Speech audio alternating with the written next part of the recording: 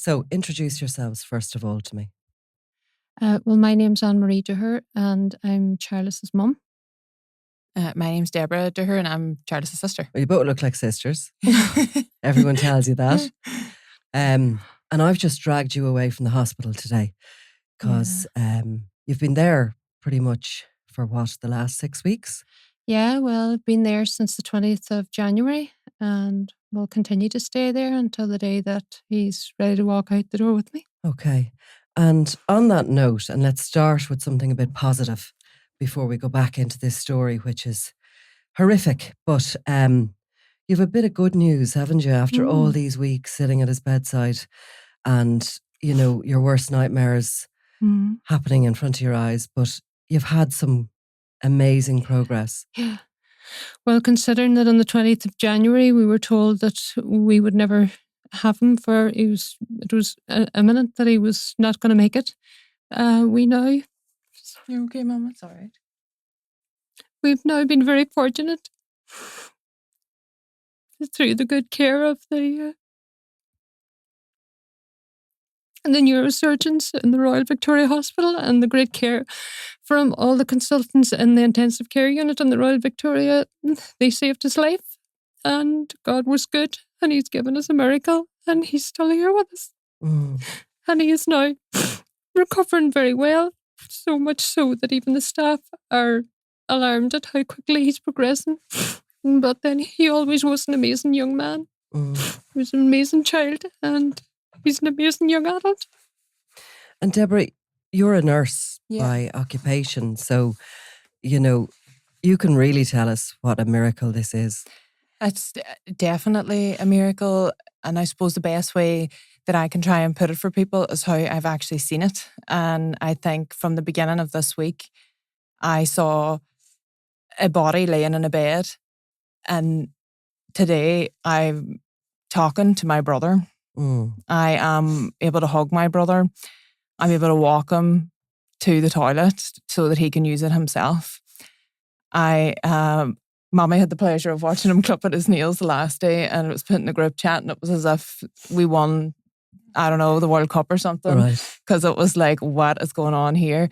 But the reason why it's so shocking and the reason why it's so godly, and it is God's work, and don't get me wrong, I am very grateful to the Royal Victoria Hospital, and I am extremely grateful to them people in ICU. God worked through each of these people, and God's continuing to work through them, and he's working through us to try and heal Cha, because I think no one on this God's green earth, bar the people who are behind this, felt that Cha deserved this because he's a gentleman. And it really is a miracle, isn't it, Mummy? It is. Like you said your first hug today. Yeah. Like it was lovely. Yeah. I just missed it. I was so busy looking at it, I missed to record it. I just got the end of it. He's like, they've done amazing work, and Charles in return has worked amazingly well as a result of all the great care and attention that he's received from the staff in the Royal Victoria Hospital. And we've had so many people praying for Charles all over the world, and we've had so many healers that have helped us, and for every single person that has said a prayer or sent us a message, to all the healers who have helped heal Charles, along with the amazing surgeons and doctors and nurses in the Royal. Like, we are forever grateful, and we will never, ever forget it, because this is an event that no one ever wants to have to live or have happen to them. No mother wants to walk into their family home and find their son lying in the hallway covered in blood, bleeding out, while his head is resting in your other daughter's lap while she's trying to stop him from bleeding to death.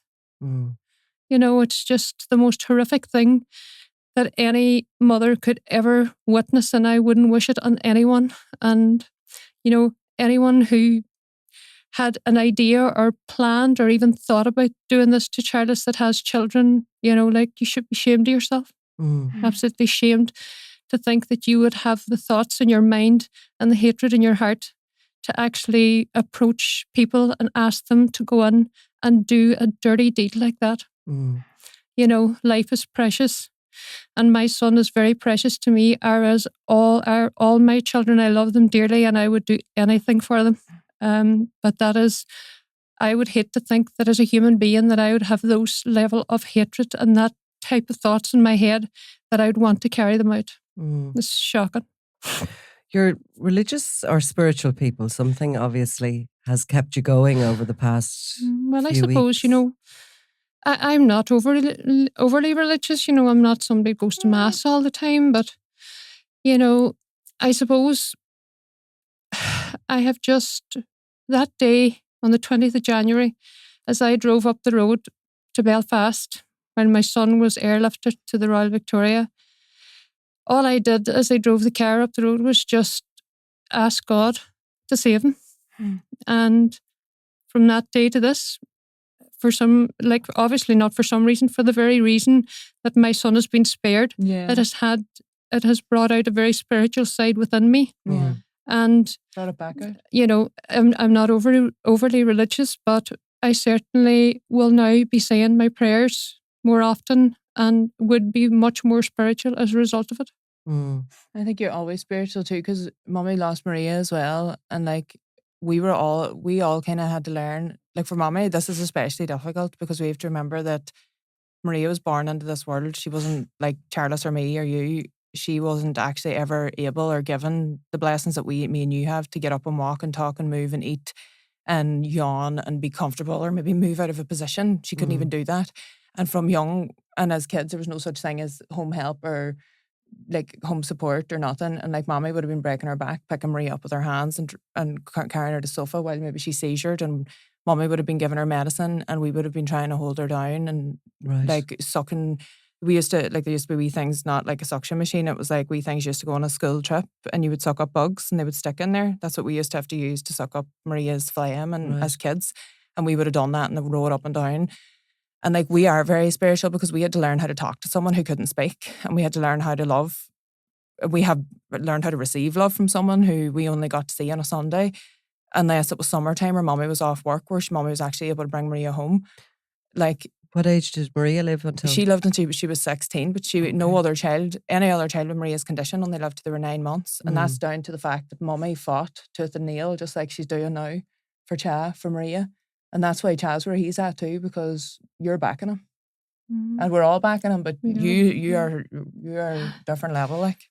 And I suppose like being in this situation with Charles had brought me back to all those years ago, because our house used to be like a little mini hospital, because Maria would have required deep suction and I'd have had suction machines, and there would have been IVs up and there would have been nasogastric tubes, and she would have had a portacath, and you know, she was very sick all the time and required physio and nebulized every 4 hours. So like I had an in-depth knowledge of that, and obviously a nursing background as well. But, you know, like I learned so much from that little girl, and she was one of the best things that ever happened to me. And she's just a great child altogether. And she's had a great part to play in this with Chad too.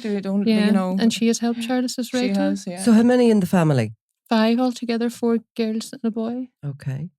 And you grew up in Donegal? Yeah. In Lifford. We've spoken this morning about how it is the forgotten county. Yeah. By the media, we seem to be too far away in Dublin and maybe too far away in Belfast too. I don't know. Maybe. Yeah. Maybe there's a lot going on in Dublin and Belfast. Yeah. But there's a lot going on in Donegal. Yeah. And you grew up happily? You all got on? Yeah.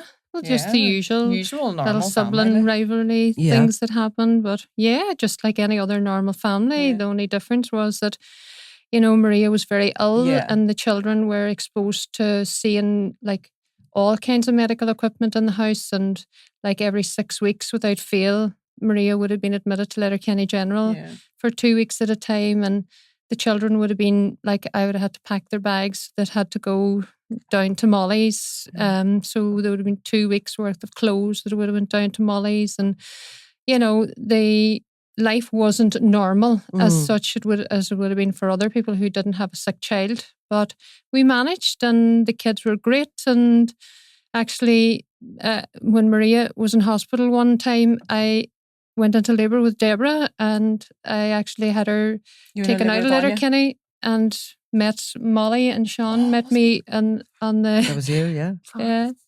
And met us on the way home and took Maria home, because like I'm very protective of my children, and there's just certain standards that I expect, and like I can deliver those standards. And I don't want them to receive anything less than the best.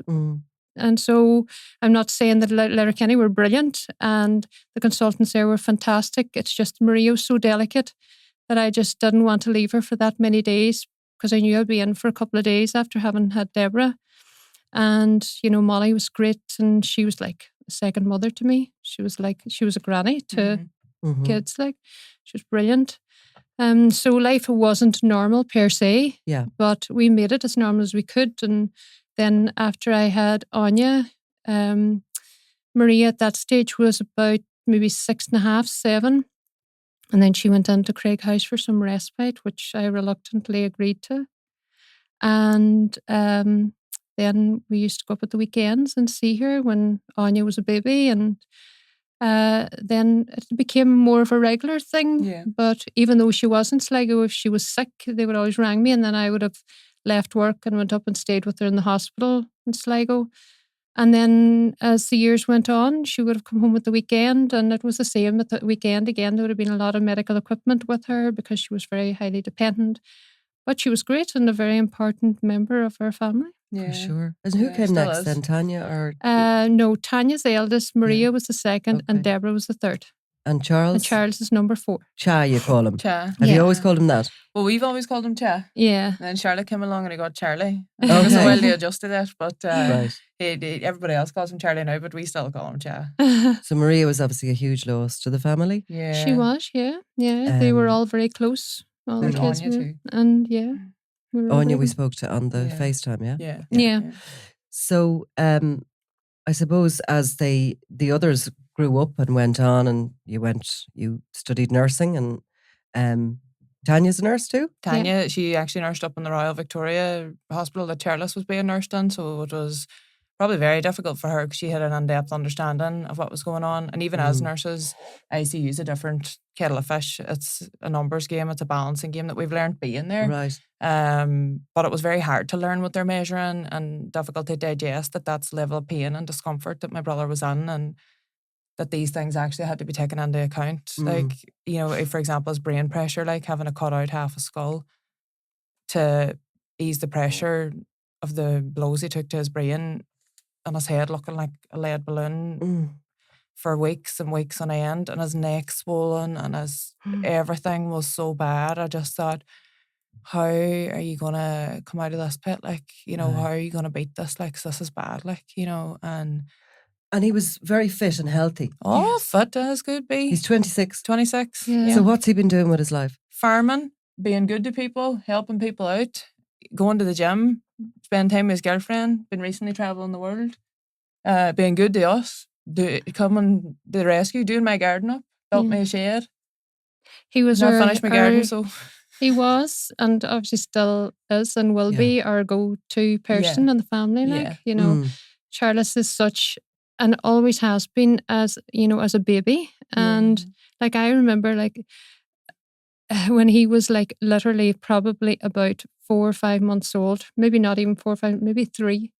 And life was so busy because the kids were all quite close together and Maria was so ill. And I remember, like, and now this is 26 years ago, rolling up a big towel and leaving it. And he was sitting in a wee chair, like a little baby seat, and propping his milk bottle up on top of the towel for him, and his wee hands on the bottle, feeding himself, because I was so busy, because Maria would have been choking or been doing something, and he would have been sitting there feeding himself. And like, he was like that as a baby, and as a young child at national school, he just was a beautiful child, and loved by everyone in his class and the teachers, and very fondly remembered even by his national school teachers.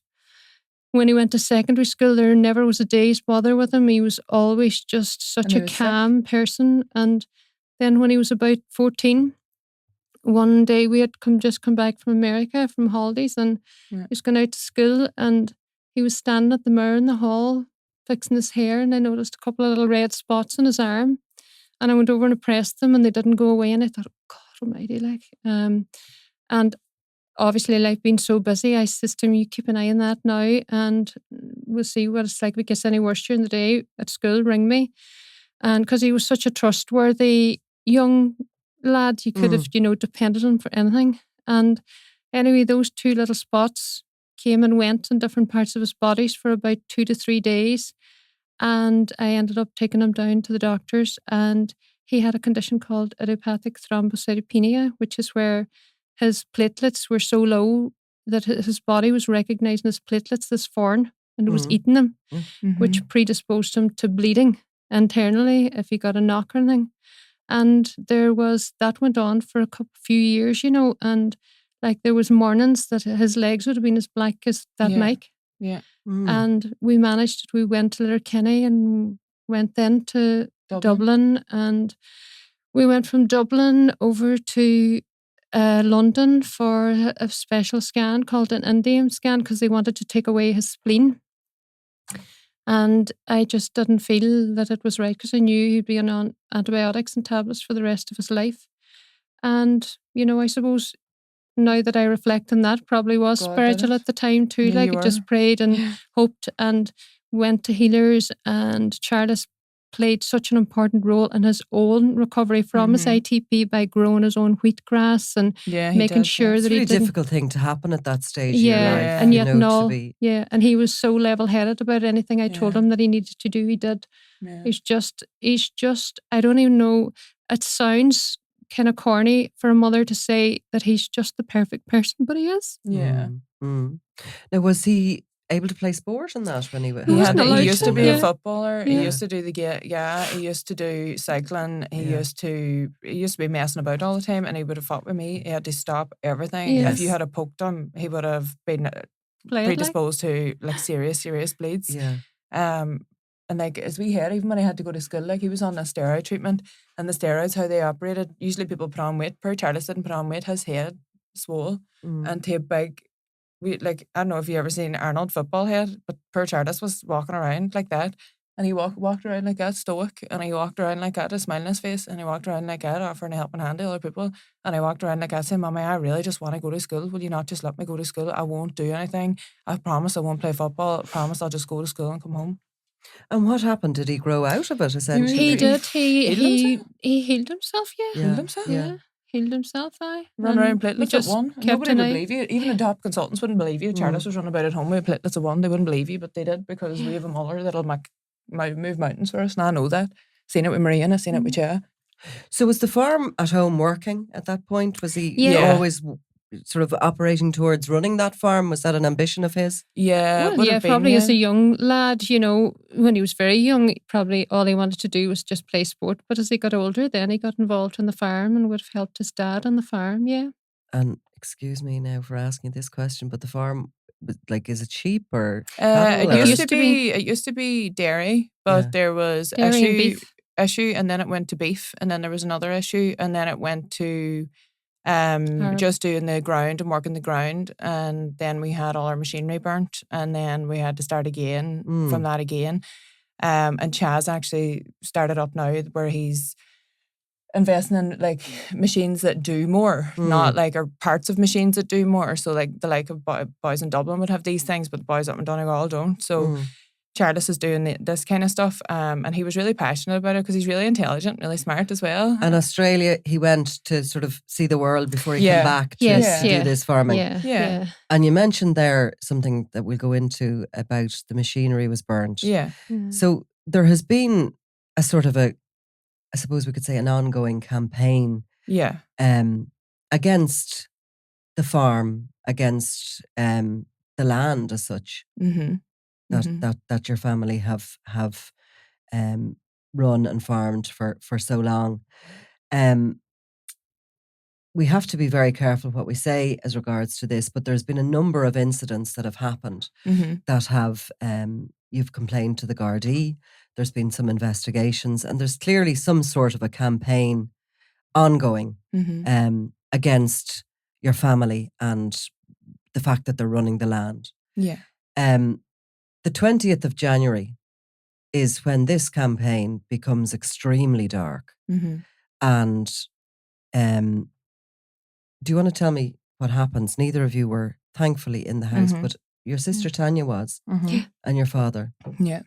And Charles was there. He was working and he was helping out. He had literally just come down from the farm and had his work. after his morning's work and went into the house and was getting ready to go to the gym. And literally a week before that, himself and Charlotte had just got a lovely little pup. This is his girlfriend. Yes. And so the little pup was at the house, obviously, and myself and Deborah were over in Strabane getting her nails done. And Charles rang over to Deborah to say, would she come out and take the pup because he was going to the gym? And then Deborah says, oh, well, I'm getting my nails done, so Mum's finished here now, she'll come out. So that was what happened. I literally left the salon and I thought I'll bring out some nice pastries for tea. And I went out to the house, and as I was just about to pull in the driveway, there was a car sitting in the driveway, and this man came running out along the side of the car and jumped into it, and he had like a COVID mask, that health professionals would wear, and a black wool cap on him. And I, out of courtesy, as I would have if I saw any car in the driveway, reversed back to let them out because I didn't know who they were. I just thought maybe there were some farmers in talking to Charles and Charlie, like. And I drove around the back of my house and went in to get the pup. And I went down the hall, and the first thing I see is Charles lying in the hall, covered in blood and bleeding out, and Tanya with his head in her lap. She was in night duty, and I just remember thinking, my beautiful son, what has happened to you? And then they had rang Tanya, and Sean, one of the workmen, was there, and Sean was on the phone to the ambulance. And then I took I just quickly assessed Charles, and I saw all the damage done to his skull and all the cuts on his body and his hands. And I remember taking the phone off Sean and ringing for an ambulance from Derry, Letterkenny, and an air ambulance because I knew that he was critically ill. And I remember just taking forever for people to arrive. And then when they did arrive, the whole panic in the situation, trying to get him up, and then he started to vomit, and it was just, he just said to me, oh, I need help. And then that was it, he just gone. And all I remember thinking, I'm going to lose my person.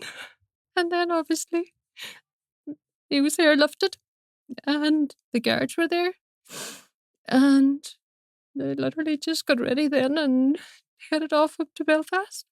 And when we found out after that those men that I reversed my car out of my driveway to let out were 5 men that were sent by paymasters to commit a crime because their heads had been filled full of lies and hatred. And whoever these men were, there had to be some of them that knew the layout of our house because they came in the front door and went straight to Charles's room.